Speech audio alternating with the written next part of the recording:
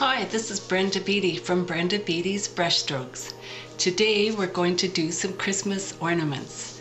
These are handmade little watercolor painting ornaments that can go on your Christmas tree or on a wall. They look like this. I'll show you a close-up of them.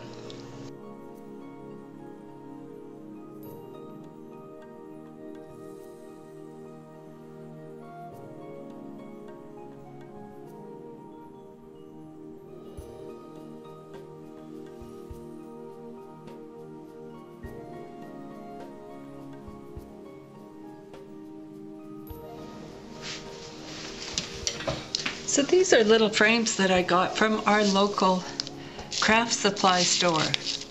It's called Michael's. So these little frames are made for photos. So just take them out of the package. Some of them have a Christmas greeting, Merry Christmas, on the back of it, to and from. So I'll just open.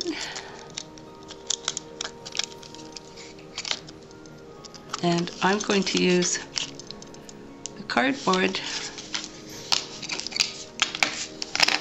on a piece of watercolor paper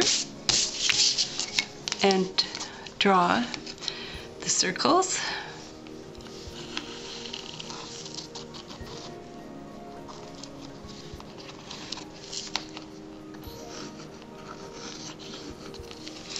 So I have three circular ones. This one is a slightly smaller circle, so I'll have to take that out, draw it. And I have a couple of square ones. Here's the square ones.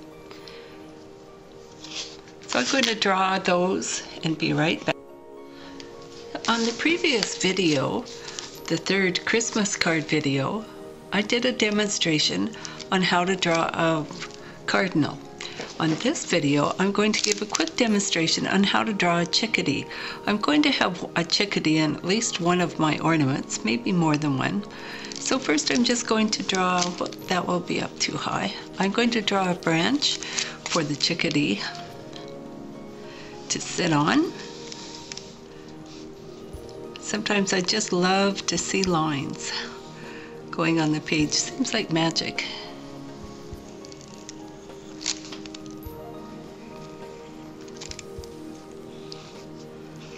So we'll put the chickadee over here. So with the cardinal, we did basic shapes of a triangle and an oval. I think we can do the same thing here with the chickadee. At this time of year, right now where we have lots of snow, and the chickadees are all puffed out. So I'm going to start with an oval. And put a little triangle along here, and his tail will come out here. His head will be here, so I'll put another circle just to denote where his head is. Then his beak will come out here. His eye will be about here. Now I will erase some of my lines because they're very distracting at this point.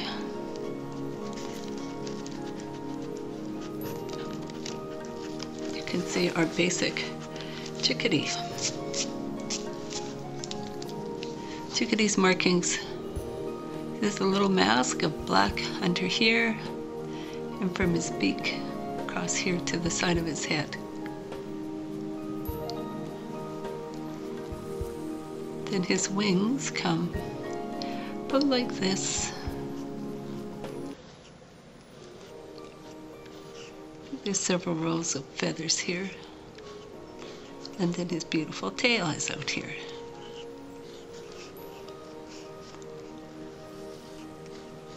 And his feet hang onto the branch.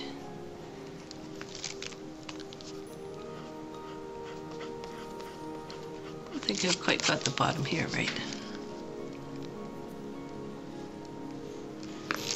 And now we'll put a little more detail in the branches. And this is how we'll start one of the Christmas ornaments.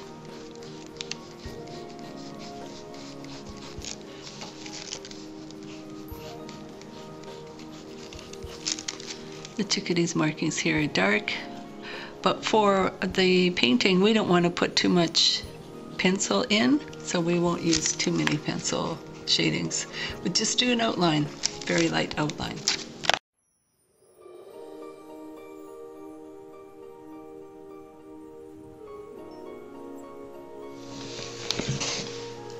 So here's my drawings. I'm going to use the same favorite paintbrushes I always seem to use in these videos. This is the number 8 and the little tiny number 1 for my detail. I've drawn them with pencil. I have this piece of watercolor paper taped down to this board. I actually got the board in the dollar store. It's a really lightweight one. Good for taping watercolor paper down. And I'm going to use this phthalo and cobalt blue primarily. I also have sepia and some other colors left on my palette from the last painting, which I'll use. This is a red and an orange and a quinacridone gold, which is very close to yellow ochre. And I also have yellow over here. So this is a painting of the ice huts on the Ottawa River, close to where I live. This is just a pine tree. Looks a little crooked, I might straighten it out. A chickadee and some more fir trees. This painting, this little box, I decided not to use, although I do kind of like it, but it went over the watermark from the watercolor paper, so I don't think I'll use it. I like to do more than one painting at a time, especially with these little guys, because when one is drawing, you can work on another, which happens often with watercolor. You need to let it dry. So I'm wetting the background behind this little chickadee. And I'm going to try, this time I'm going to use some salt. So I just have a salt shaker here that has regular table salt in it. And as you remember, if I put paint on a wet area, it will stay in the wet area. It will never go to the dry area. So I'm just wetting around the bird. And it is hard sometimes to see if you've got it all wet. Sometimes I think I have and discover a dry part as soon as you put the paint on. There. So I'm going to use some blue mixed with cobalt blue mixed with phthalo blue. Sometimes nice to have just a piece of watercolor paper where you can test your color before you use it. I think that will be alright. That's maybe just a little red, make it a little grayer. Now I'll put this color in, and I'm going to use salt over here to make it look like it's snowing. And salt is really unpredictable. Sometimes it works really well and sometimes it doesn't work at all. All depends on how wet the paint is when you put it on. So it should be, paint should be dry to a point where it's just losing its sheen. Once I get, and the darker the color, the more easy it is to see, the more dramatic it is to see the salt perform. I added a little sepia in here, so I was thinking that was looking a little too blue.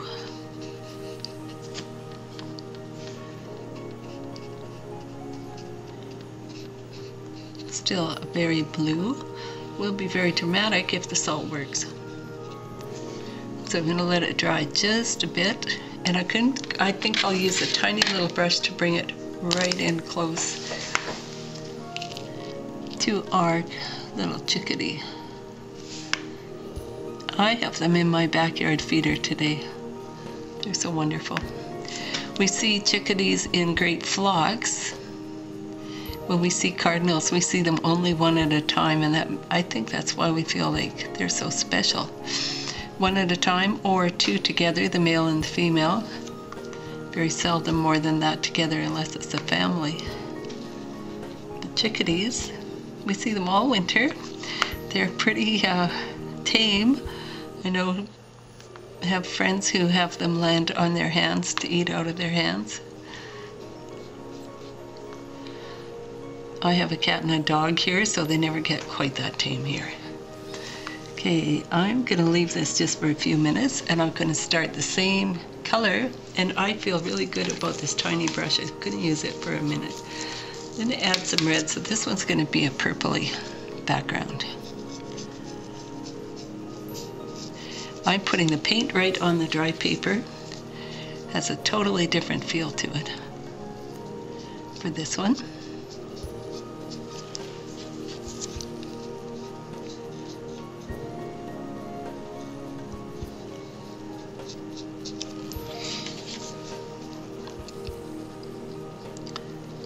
And this is the background.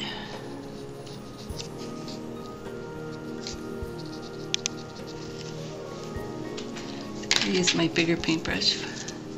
How's this? The sheen has not quite come off the other one yet.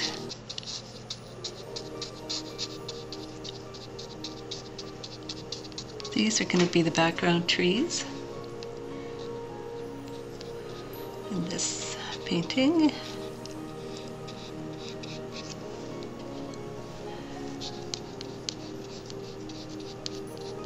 So sometimes when you're painting, you feel that you can't do it, and you suddenly think you can't paint and wonder what you're doing trying.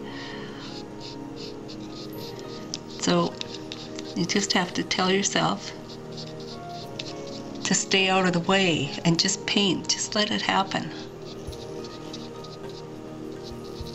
And you'll discover that you can paint. The more you practice, the better you get, just like a musician.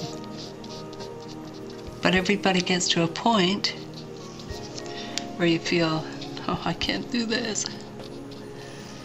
You have to paint through it.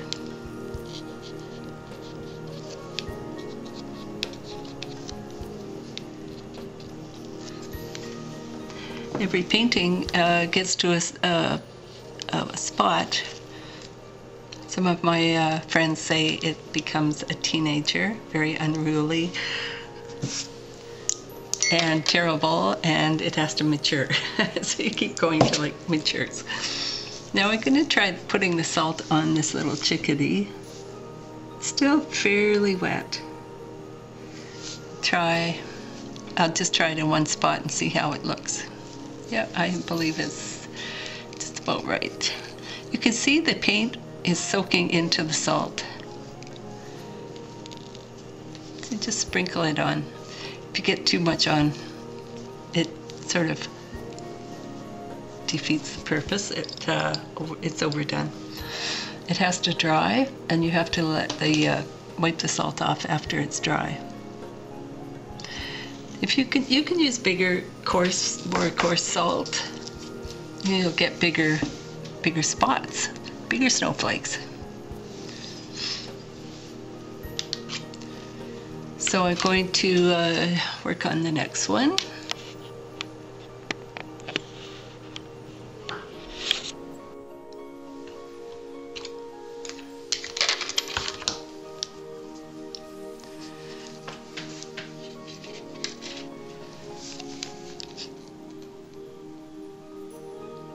I'm just going to put the tops of the trees in here.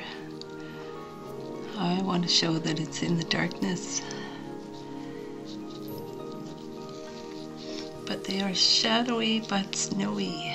Let's see if this is going to work out or not.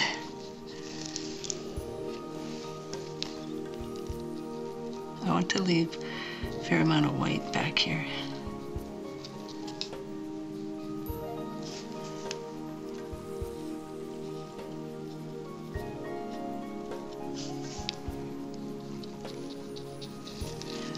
So just shapes pretty much.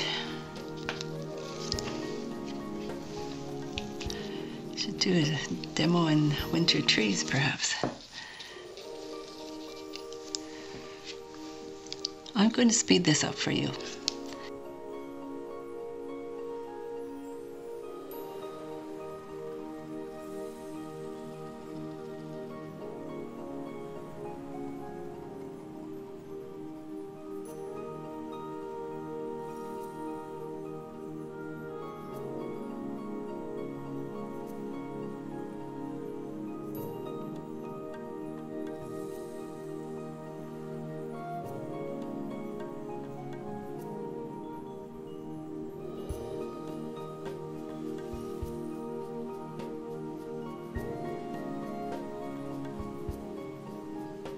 Now the chickadee is dry enough I can take the salt off, and once again I believe I put too much salt on. It might have been a little nicer with less.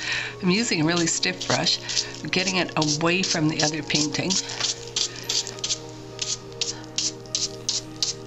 And that didn't turn out too bad. Doesn't really look like it's snowing, but maybe. It's very interesting texture at any rate. You have to make sure it's very, very dry by the time you take it off.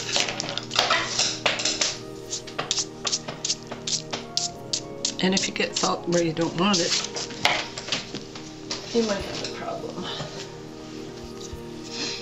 Now I'm going to finish the chickadee. So I'll use some sepia with a little blue mixed in with it. For the top of his head, because they have very dark feathers here.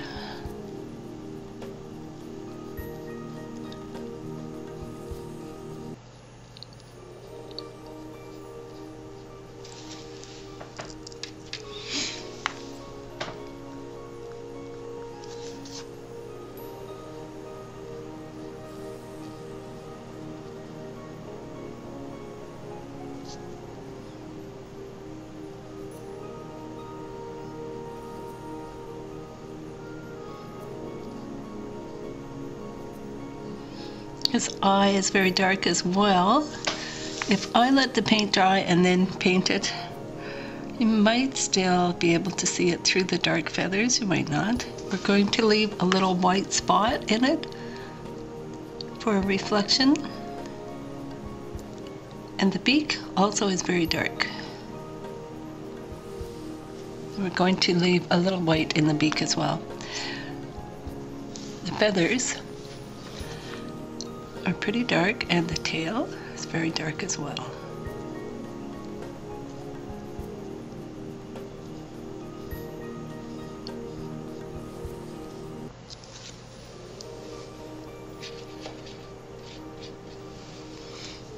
I'm adding a little of the gold to the sepia to give it a brown color.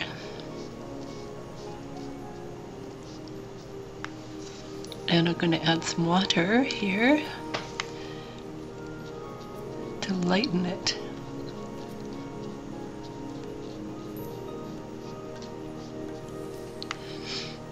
There's almost a yellowy color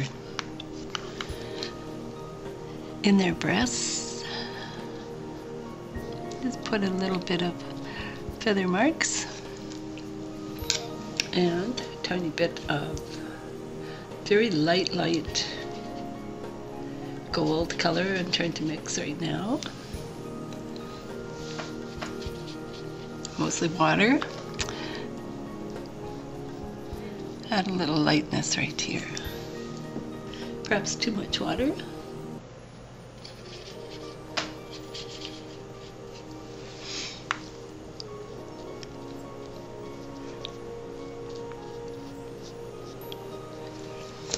And I'm going to use a tissue just to take some of that paint off. I got a little bit too much paint here in the front.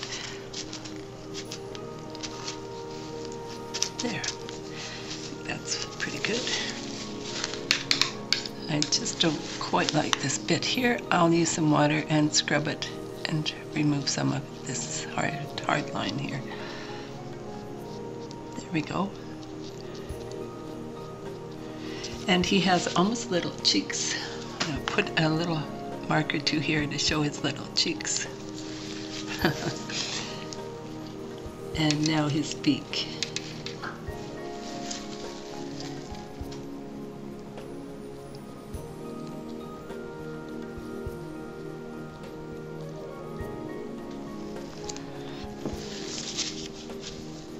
I almost need a smaller paintbrush. This is just so tiny here.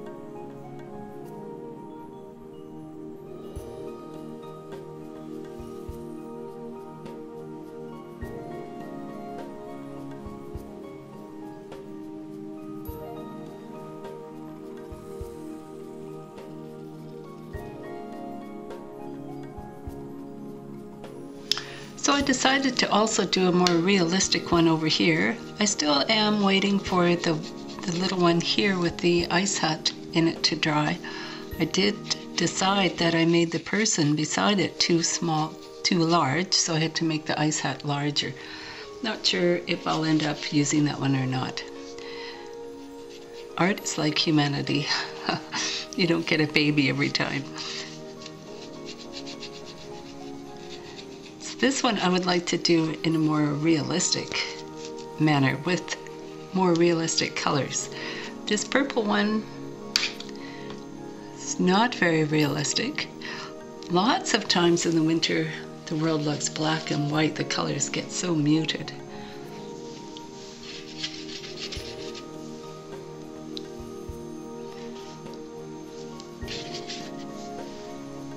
I think I would like to bring this down and let it dry and paint a little over top of it.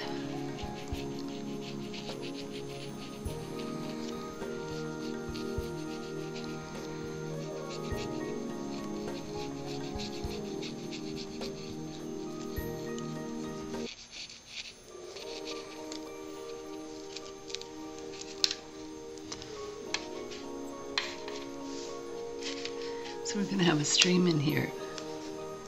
And some of the colors are going to be really dark.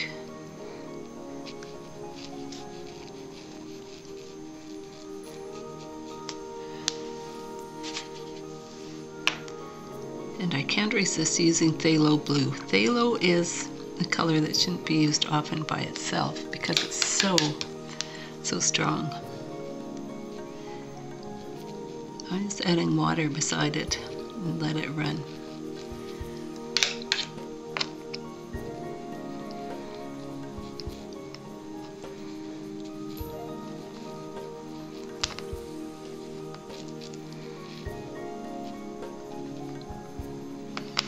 Now that I have some of that color on, let's continue it over here.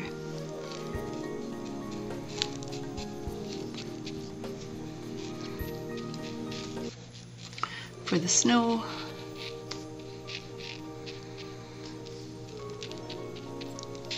do some snowy trees.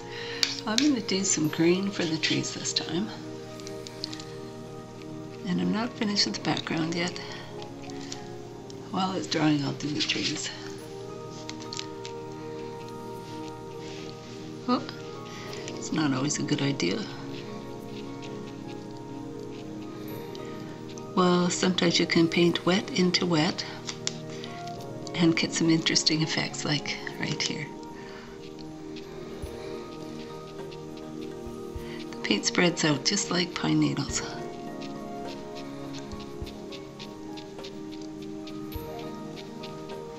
So I have done whole paintings that way, which is really fun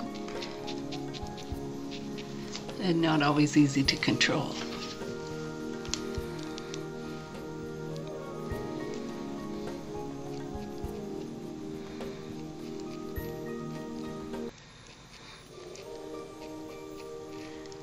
But it's pretty neat when it works.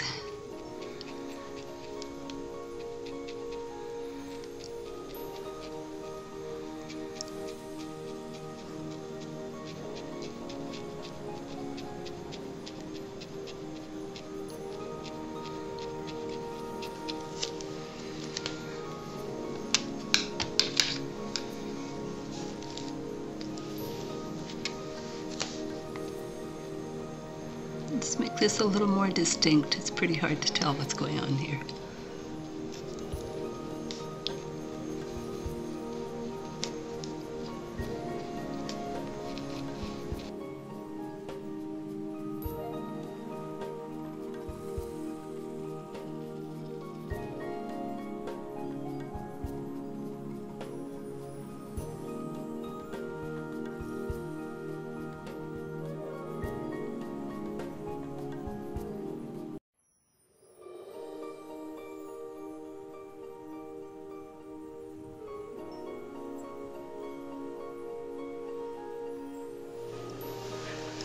So now I've finished painting my small paintings, and I have to cut them out and put them in the ornaments.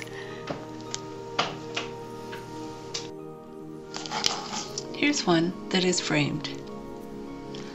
I had to cut it down a bit. I used this to make sure that it was the right size. I'll show you the rest when they're framed.